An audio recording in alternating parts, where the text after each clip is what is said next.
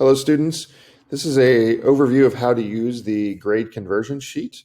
You should have received this in the student newsletter and posted to Google Classroom. As a reminder, letter grades are only given for students in grades 8 through 12. Okay, so the way you use the sheet is very, very simple. All you have to do in this column B is you're going to take these drop-down menus and enter in the learning targets for a specific class. So say in your class you have maybe 3 proficients, that would be here, maybe 2 developings, and maybe there's one target that you're still not yet on in particular.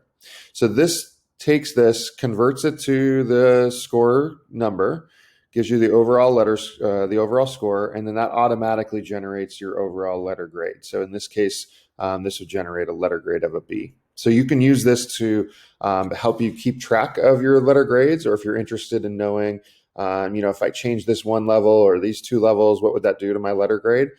This would help you be able to determine that.